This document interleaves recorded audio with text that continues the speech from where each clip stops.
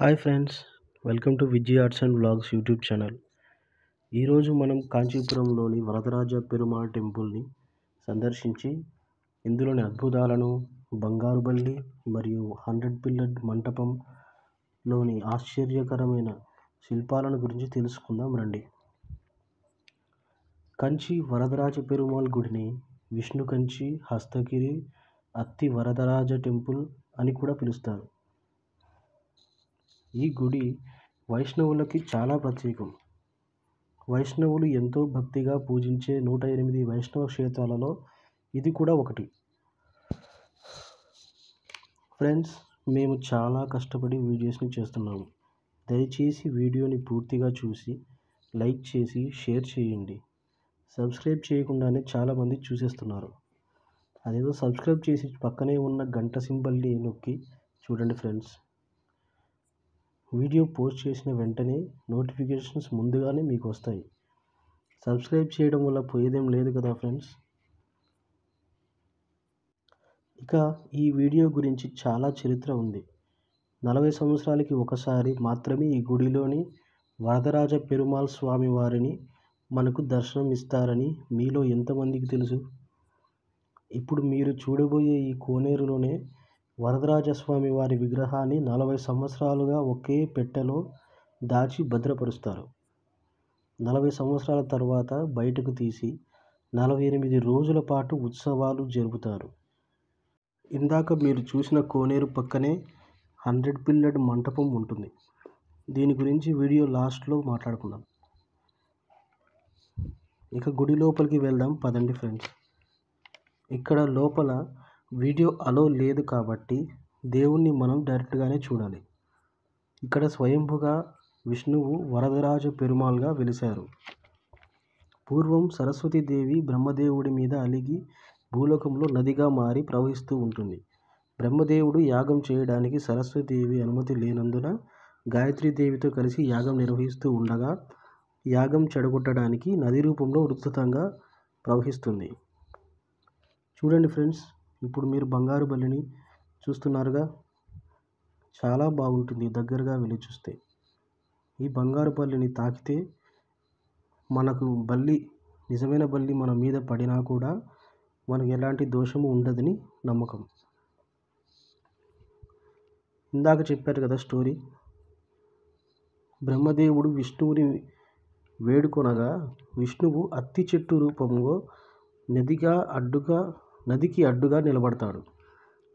ఈ సహాయానికి బ్రహ్మదేవుడు విశ్వకర్మకి చెప్పి విష్ణువుని అత్తి చెట్టు నుండి ఒక విగ్రహాన్ని తయారు చేయించి ఇక్కడ ప్రతిష్ఠించి ఈ గుడిలోనే స్థిరపడమని వేడుకుంటాడు.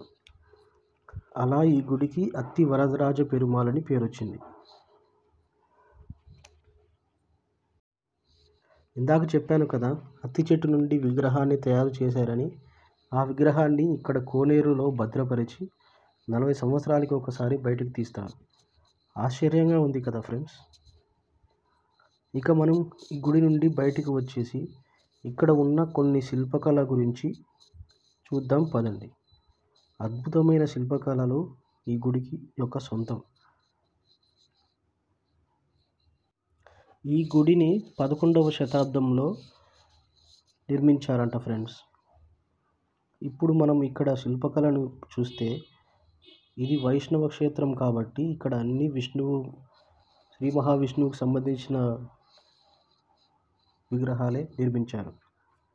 శ్రీరాముడు, విష్ణువు, కృష్ణుడు, వరాహస్వామి, నరసింహస్వామి, ఇలా అన్ని రూపాలను ఇక్కడ నిర్మించారు. ఇక్కడ మీరు చూస్తే ఒక సైనికుడు గుర్రం మీద ఉన్నాడు.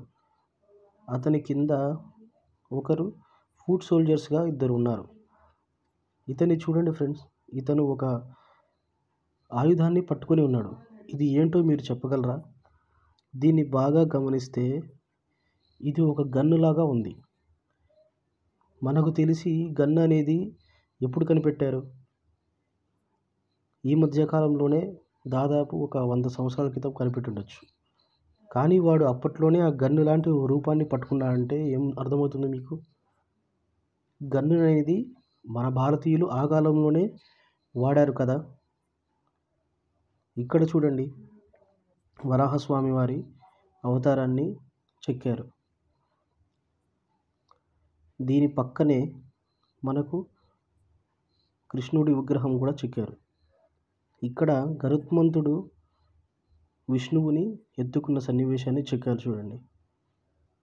కింద గరుత్మంతుడు, పైన శ్రీ మహావిష్ణువు. ఇక్కడ చూడండి ఇంకొక సైనికుడు గుర్రం పైన ఉన్నాడు. ఇతను ఏం చేస్తున్నాడు? ఇతని యొక్క ఫుట్ సోల్జర్ని ఒక జంతువు అటాక్ చేస్తుంది. అప్పుడు ఆ సోల్జర్ ఏం చేశాడు? కానీ ఏమాత్రం భయపడకుండా అతని చేతిలో ఉన్న ఒక వెపన్తో దాన్ని పొడుస్తున్నాడు. ఆ వెపన్ ఏమై ఉంటుంది? ఆ వెపన్ని కటారు అని పిలుస్తారు. అది చాలా షార్ప్గా ఉంటుంది మరియు చాలా అద్భుతమైన వెపన్ అది. అది ఒక్కసారి మనం దాంతో చెక్కామంటే చనిపోతుంది ఏ యానిమల్ అయినా.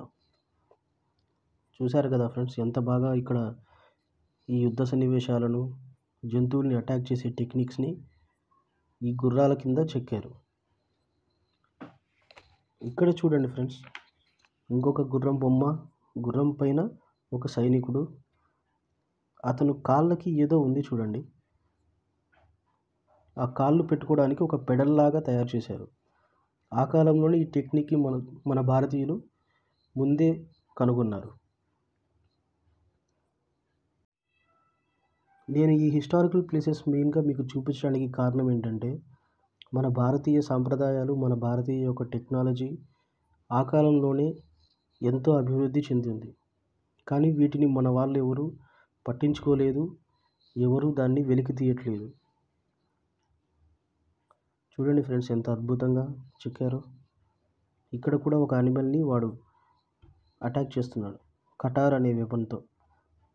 అసలు ఏమాత్రం భయపడకుండా చేతికి కటార్ని పెట్టుకొని నోట్లో చెక్కుతున్నాడు చూడండి. అది ఒక్క దెబ్బకే చచ్చిపోతుంది. ఆ కటార్ అనేది మీరు కూడా నెట్లో సెర్చ్ చేయండి. చాలా బాగుంటుంది వెపన్. అది చాలా షార్ప్గా ఉంటుంది. ఇక్కడ చూడండి ఫ్రెండ్స్, శ్రీకృష్ణుడు గోపికల యొక్క చీరలు తీసుకొని చెట్టు మీద ఎలా కూర్చున్నాడో. గోపికలు చూడండి నగ్నంగా ఉన్నారు. వారు చీరలని ఇవ్వమని వేడుకుంటున్నారు. ఎంత బాగా ఉంది కదా. చెట్టు పైన శ్రీకృష్ణుడు ఉన్నాడు చూడండి. మనం గుడి బయట నుంచి వచ్చేస్తే లెఫ్ట్ సైడ్లో మనకి 100 పిల్లర్డ్ టెంపుల్ ఉంటుంది. ఇందులో 100 స్తంభాలు గల పిల్లర్స్ ఉన్నాయి. చాలా పురాతనమైన శిల్పాలు ఇక్కడ ఉన్నాయి. పదని చూద్దాం. ఈ 100 పిల్లర్డ్ టెంపుల్ అనేది కోనేరు పక్కనే ఉంటుంది. ప్రస్తుతానికి ఇది మూసివేసింది.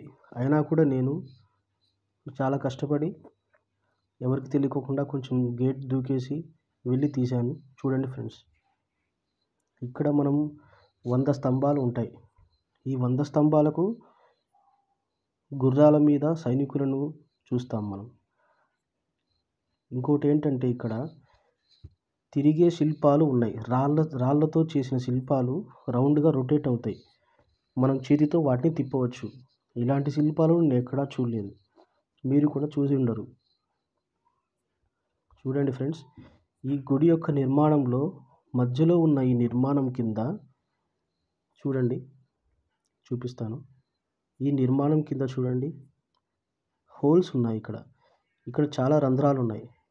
ఈ విగ్రహం చూడండి ఎలా తిరుగుతుందో. ఎందుకు ఇలా తిరిగేట్టుగా చేశారు? మీకు కనుక తెలిస్తే కామెంట్ సెక్షన్లో కామెంట్ చేయండి. చాలా వింతగా ఆశ్చర్యంగా ఉంది.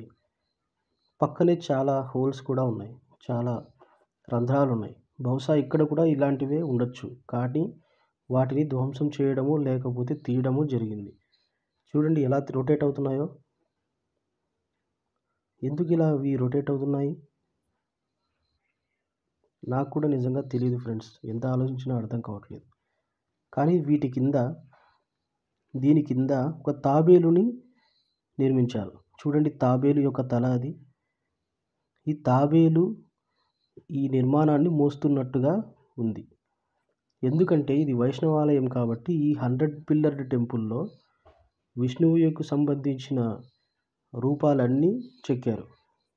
విష్ణువుకి మనము దశావతారాలు ఉన్నాయని మనకు తెలుసు, కానీ 24 అవతారాలు ఉన్నాయని వైష్ణవులు నమ్ముతారు.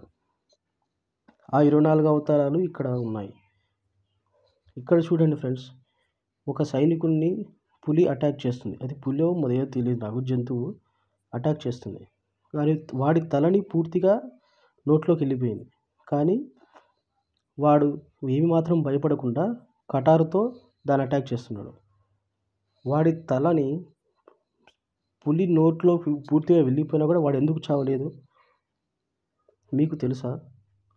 వాడు ఎందుకు చావట్లేదంటే వాడి తలకి ఉన్న జుట్టే వాడిని కాపాడుతుంది. అవునండి, వాడి తలకు ఉన్న జుట్టు అనేది చాలా కొప్పులాగా, పెద్ద కొప్పులాగా ఫుల్గా పైకి పెట్టేసుకుంటాడు. అంత ఒత్తుగా వాళ్ళ జుట్టు ఉండేది. కాబట్టి తల కంటే ముందే వాడి జుట్టుని నోట్లోకి వెళ్ళిపోయింది కాబట్టి ఆ గ్యాప్లో వాడు ఆ కటారుతో పులిని చంపేస్తున్నాడు. ఇక్కడ చూడండి ఫ్రెండ్స్, ఈ 100 స్తంభాల గుడిలో ఇంకొక శిల్పం చూపిస్తాను చూడండి. ఇది చాలా అద్భుతంగా ఉంటుంది. ఇక్కడ చూడండి, శ్రీకృష్ణుడు.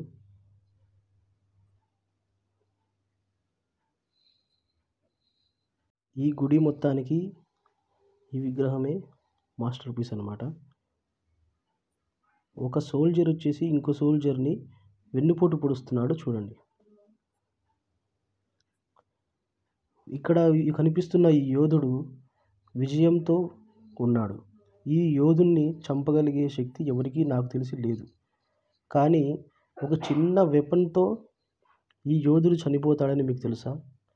అవునండి, చూడండి, ఈ చిన్న యోధుడు, ఈ చిన్న ఒక సైనికుడు ఒక చిన్న వెపన్తో అతని కాలుకి గుచ్చుతున్నాడు. దానికి విషం పూసి ఉంటుంది. ఆ విషం పూసిన చిన్న కత్తి ద్వారా వెన్నుపోటుతో ఆ యోధుడు చనిపోతాడు. పూర్వకాలంలోనే వెన్నుపోటులు, మోసం ఇవన్నీ ఉండడంతో మహామహావీరుల్ని ఎలా చంపుతున్నారో ఈ మంటపంలో విగ్రహాలు మనకు తెలియజేస్తాయి. అదే ఫ్రెండ్స్ ఇవాల్టి వీడియో. మళ్ళీ మనం మరొక మిస్టీరియస్ టెంపుల్తో, మిస్టీరియస్ ప్లేస్తో, హిస్టారికల్ ప్లేస్తో కలుద్దాం friends. Bye bye, take care friends.